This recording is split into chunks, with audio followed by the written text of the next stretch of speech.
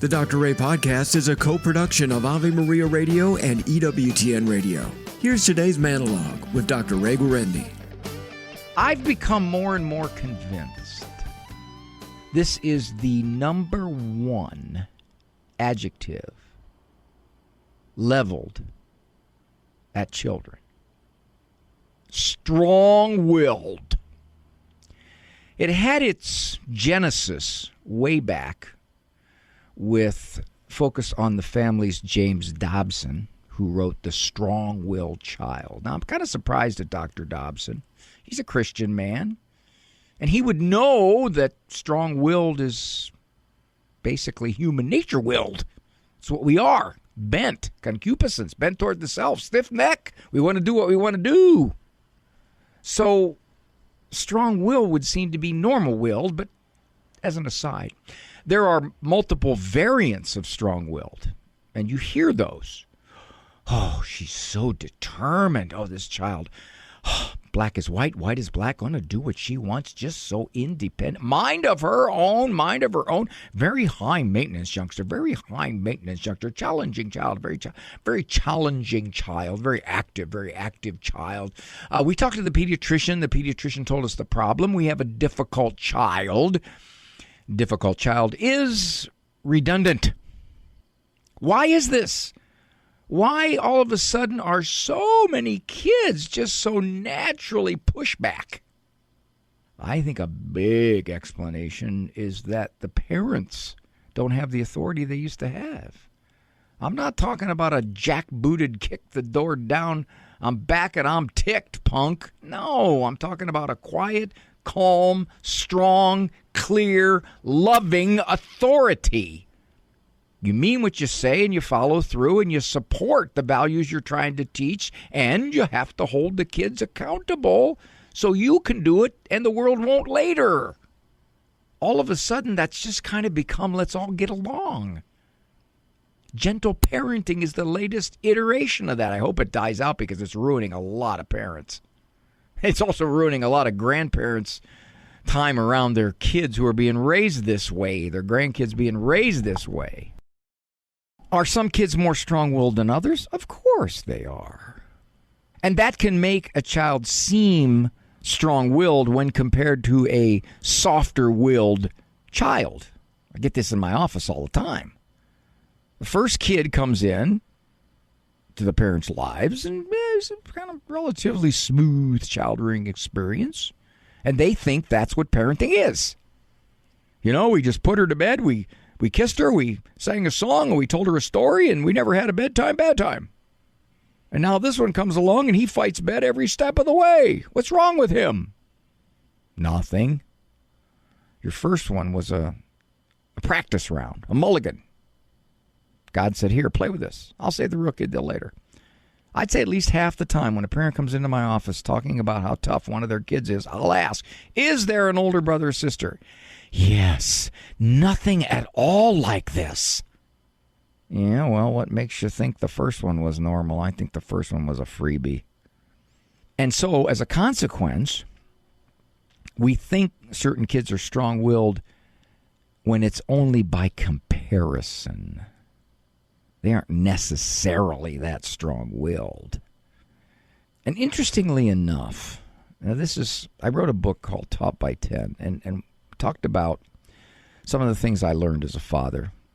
Just experiences. I knew these things from having worked with folks, but they were confirmed in my own home.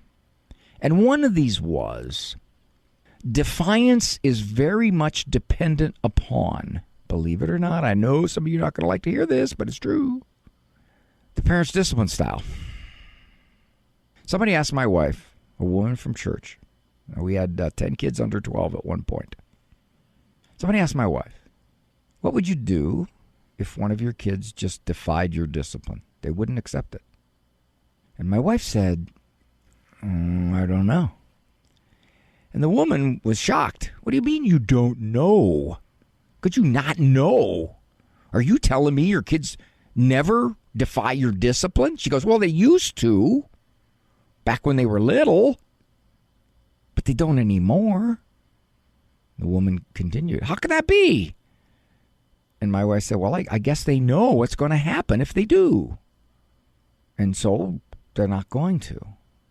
Oh, they may be sneaky. Okay, or they may try to weasel their way around something. Oh, yeah, come on, they're kids. They're going to do that kind of scrap. But in terms of in your face, I'm not doing it. Don't try to make me go to the corner. What are you doing? That's crazy. That doesn't happen. We never had anybody refuse to write an essay for their snotty mouth. They didn't like it, and they may have stared at the paper for half an hour, but they didn't refuse. They didn't look at us like, make me. That wasn't going to happen because we were going to shut down every privilege they had if they did that. But we never had to do that, interestingly enough, because they had found out younger what would happen if you defy. So I guess what I'm saying is I didn't consider any of my kids particularly strong-willed. I had some that were stronger-willed than others. My one son, my oldest son, Andrew, I don't think I ever remember him at all. And my wife confirmed this because she raised them as a single parent. And that what was amazing is I was there the whole time. She confirmed this. She said, yeah, Andrew, I don't ever recall Andrew ever in any way being disrespectful as a teenager. No dirty looks, no snotty remark, no nasty argument. That was Andrew. All right. Now we had some others that definitely pushed the system, but Andrew didn't.